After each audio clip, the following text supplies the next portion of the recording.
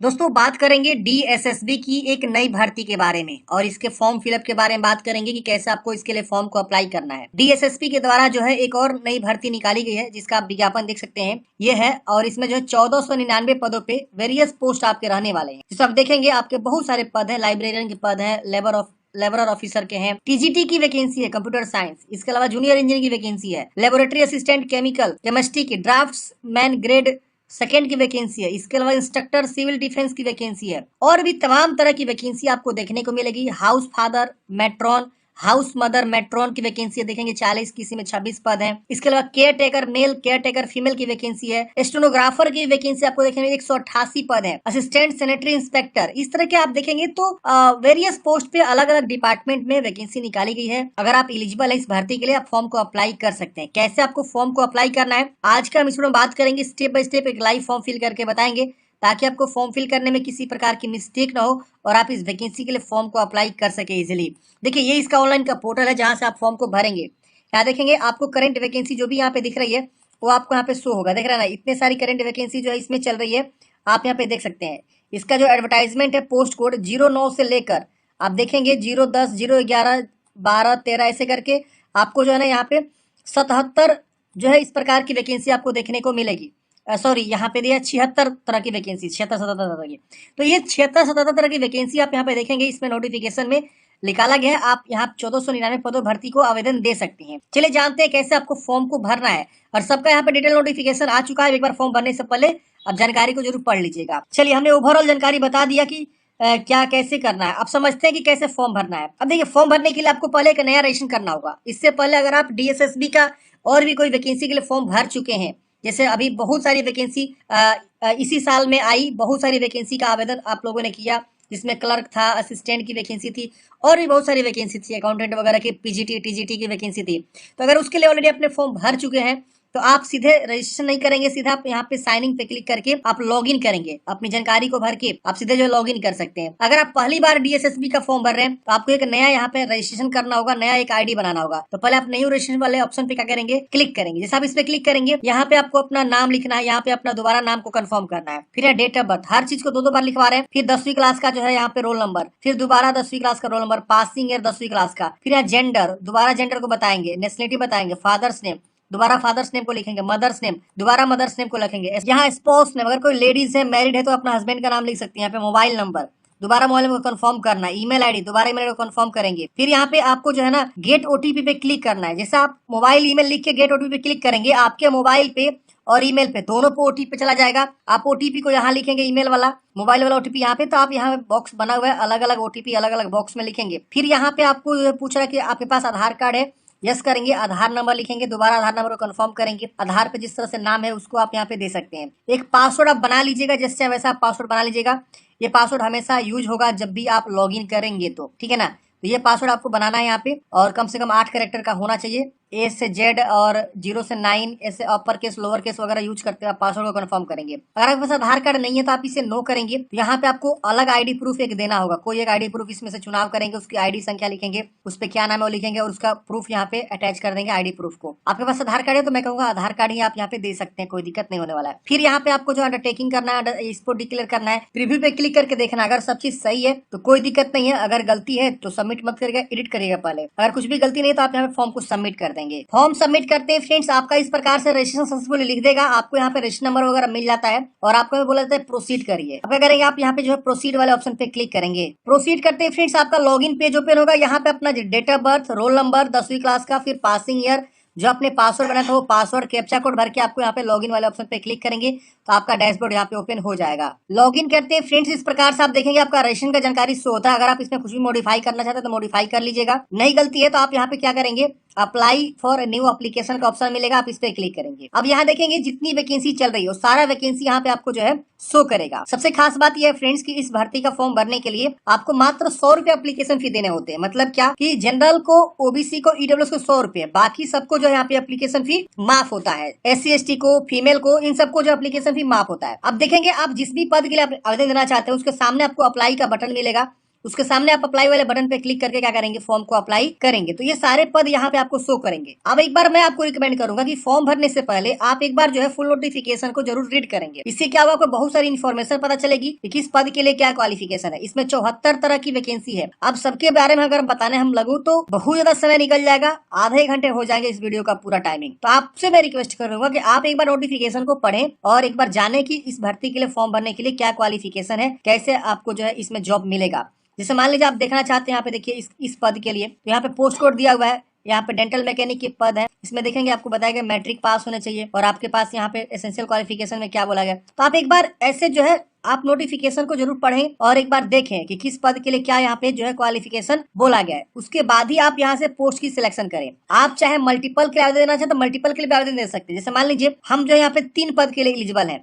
जैसे हम यहाँ पे मान लीजिए केयर टेकर के लिए आवेदन देना चाहते हैं तो हम यहाँ पे केयर टेकर पे अप्लाई पे क्लिक करके पहले इसका फॉर्म कंप्लीट कर लेंगे। फिर हम मान लीजिए एलिजिबल है हाउस फादर के लिए तो हम हाउस फादर के लिए आवेदन दे सकते हैं। अगर हम मान लीजिए यहाँ पे एलिजिबल है वेल्डर के लिए तो वेल्डर के लिए भी अप्लाई कर सकते हैं। तो हम मल्टीपल पोस्ट के लिए फॉर्म भर सकते हैं, कोई दिक्कत नहीं होने वाला है। कैंटीन अटेंडेंट के लिए भी एलिजिबल है, उसके लिए अप्लाई कर सकते हैं। स्टोर कीपर के लिए एलिजिबल है, हम उसके लिए अप्लाई कर सकते हैं। तो पहले एक फॉर्म को कंप्लीट करिए, उसके बाद आप दूसरे के लिए अप्लाई करिए।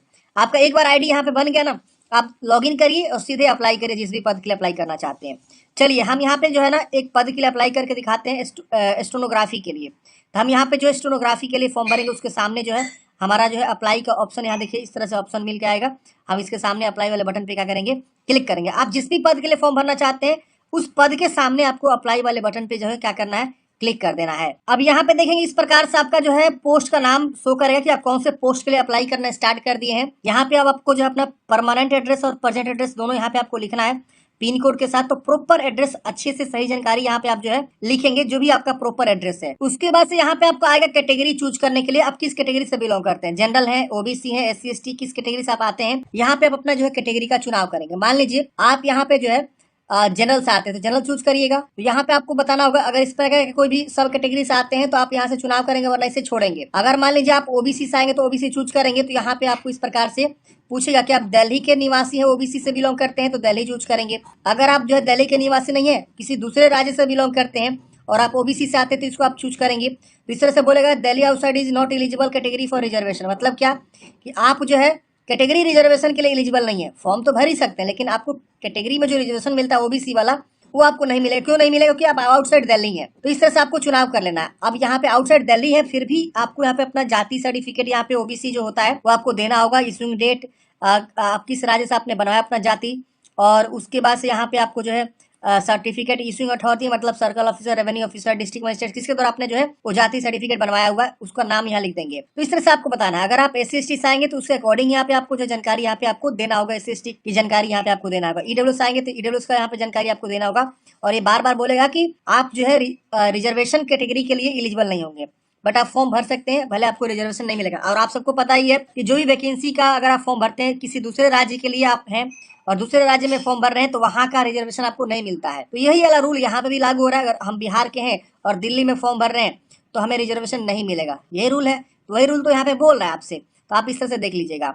अब यहाँ पे आपको किसी बोर्ड के द्वारा डिवाइडेड किया गया तो यस करेंगे वरना नो करेंगे, फिर इसको डिक्लेयर करके सेव एंड नेक्स्ट कर देना है। अब अगले स्टेप में यहाँ पे आप देखेंगे तो आपको फोटोग्राफ अपलोड करनी है। यहाँ पे पोस्ट कार्ड साइज फोटोग्राफ बोला गया है। पोस्ट कार्ड होता है क्या है देखिए समझिए, पहले आप समझिएगा तो सभी आपको समझ में आएगा। 5x7 इंच का हाइट और विड्थ बोला गया है, यानी पोस्ट कार्ड का जो साइज है वो इतना इंच का होना चाहिए, वो मतलब बड़ा साइज होना चाहिए। तो फोटोग्राफ आप जाएंगे कहीं भी खिंचवाने तो आपको बोलना होगा कि पोस्ट कार्ड साइज का हमको फोटोग्राफ चाहिए, तो पोस्ट कार्ड साइज वाला ही फोटो आपको बना के देगा जो भी स्टूडियो वाला होगा। तो आपको वो वाला फोटोग्राफ यहाँ पे चूज करके अपलोड करना है। यहाँ पे आपको देखेंगे बताएगा किस प्रकार से आपको क्रॉप करना। अगर आपको फोटोग्राफ का रिसाइज करने में दिक्कत हो रही है, केबी सेट करने में दिक्कत हो रही है, हाइट विड्थ सेट करने में दिक्कत हो रही है, तो आप यहाँ पे क्लिक करेंगे तो ये एक थर्ड पार्टी वेबसाइट पे लेके जाएगा जहाँ से फ्री में अपने जो फोटोग्राफ को रिसाइज कर सकते हैं। यहाँ पे आप अपना फोटो को चूज करेंगे, जो भी आप फोटोग्राफ यहाँ से ब्राउज करेंगे, जो भी आप फोटोग्राफ को यहाँ रिसाइज करना चाहते हैं, डायमेंशन में लाना चाहते हैं, और उसको आप जब कर लेंगे तो यहाँ से आपको सेव एज कर लेना होगा, मतलब सेव करके उसे अपने कंप्यूटर में सेव करके फिर उसे आप यहाँ पे अपलोड करके यूज कर सकते हैं। तो यहाँ पे इंस्ट्रक्शन भी दिया हुआ है पिक्सल का, जेपीजी का। अब यहाँ पे आपको जो है अपना सिग्नेचर अपलोड करना है, जो भी आप सिग्नेचर करते हैं। फिर यहाँ पे आपको लेफ्ट थंब इम्प्रेशन और राइट थंब इम्प्रेशन यहाँ पे आपको अपलोड करना है। तो आपका यहाँ पे इंस्ट्रक्शन दिया हुआ है, साइज वगैरह के आप देख लीजिएगा।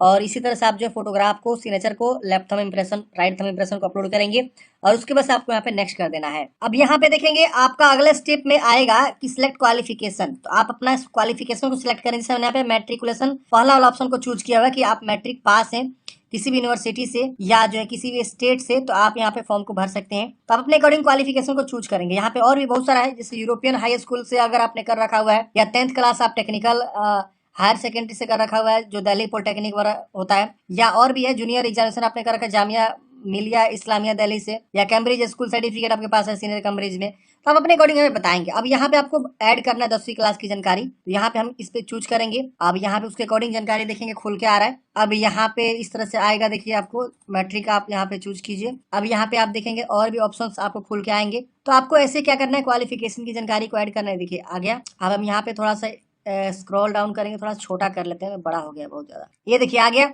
अब यहाँ पे आपको जो है अपना परसेंटेज बताना है, कितना परसेंट आपका मिला हुआ है 2 डेसिमल तक, किस राज्य से आपने ये मैट्रिक पास किया हुआ है उसको आप चुनाव करेंगे। फिर यूनिवर्सिटी आएगा या बोर्ड आएगा तो आप यहाँ से चूज करेंगे, नहीं आ रहा है तो अदर चूज करके उसका नाम लिख सकते हैं। उसको से थोड़ा सा इधर आएंगे तो यहाँ पे आपको जो है ना बताना है पासिंग ईयर कि कौन सी ईयर में आपने पास किया हुआ है। फिर यहाँ पे आपको इंसर्ट कर देना है। इंसर्ट करते हैं देखेंगे आपका जो है ये आपका क्वालिफिकेशन यहाँ पे ऐड हो जाएगा। ये देखिए हो गया ऐड। अब इसके बाद और कोई क्वालिफिकेशन ऐड करना चाहते हैं, इस पे ऐड पे क्लिक करेंगे। ऐड पे क्लिक करते हैं फ्रेंड्स। अब आपको जो है दूसरा कोई क्वालिफिकेशन आपको ऐड करना होगा, जैसे कि आप मैट्रिक को जानकारी को ऐड करेंगे, जिसे यहाँ पे देखेंगे इस प्रकार से आएगा। तो ऐसे भी आप ऐड कर सकते हैं। हालांकि ये वैकेंसी जो है सिर्फ जो है 10वीं पास पे है, तो हम इसे कैंसिल भी कर सकते हैं अगर हम चाहे तो हम इसे कैंसिल कर देते हैं। अब हम जब यहाँ पे क्वालिफिकेशन को ऐड कर लेंगे उसके बाद हम इसे क्या करेंगे, डू वांट टू सेव, हम सेव कर देंगे। अब सेव होने के बाद से ये डाटा सेव हो जाएगा। ओके कर देंगे। ओके करने के बाद से अब हमको नेक्स्ट का ऑप्शन आएगा, हम नेक्स्ट पे क्लिक कर देंगे। अब नेक्स्ट पे क्लिक करते ही अब यहाँ पे आपको जो है इस तरह से पेज प्रीव्यू आ जाएगा। मतलब क्या कि आप जानकारी को वेरीफाई करें कि हाँ जो भी आपने जानकारी यहाँ पे दी सब चीज सही है। अगर इसमें कुछ भी गलती है तो आप यहाँ एडिट करेंगे हर जानकारी को, नहीं गलती है तो आप इसको डिक्लेयर करेंगे, इसको डिक्लेयर करेंगे और फाइनल सबमिट पे क्लिक करेंगे, आपका फॉर्म फाइनल सबमिट हो जाएगा। उसके बाद से आपको प्रिंट आउट निकाल के अपने पास हार्ड कॉपी सुरक्षित रख लेनी है। अगर आपको यहाँ पे फाइनल सबमिट करते हैं, अगले स्टेप में आपको पेमेंट लगता है तो आपको पेमेंट भी जमा करना होगा। तो ऐसे आप क्या करेंगे, अपना जो पेमेंट को जमा करेंगे, जो भी आपका एप्लीकेशन फी लग रहा है 100 रुपये, और उसके बाद आपका जो है फाइनल कंप्लीट हो पाएगा। लेकिन इसके बाद आपको जो है 5वां स्टेप सबमिट का ही ऑप्शन है, उसके बाद से पेमेंट है। पेमेंट नहीं लगेगा तो आपको सीधे प्रिंट आउट निकल जाएगा। पेमेंट लगेगा तो पेमेंट जमा करना होगा, उसके बाद ही आपका प्रिंट आउट फाइनल जो है निकल पाएगा। तो आशा करता हूँ फ्रेंड्स आपको जानकारी समझ में आएगा कि डीएसएसबी में जो नई वैकेंसी निकाली गई है 1499 पदों पर, उसके लिए आपको कैसे फॉर्म को अप्लाई करना है। आपके मन में कोई भी डाउट्स है, कमेंट बॉक्स में पूछेगा। मिलते हैं किसी नेक्स्ट वीडियो में। जय हिंद, आपका दिन शुभ हो।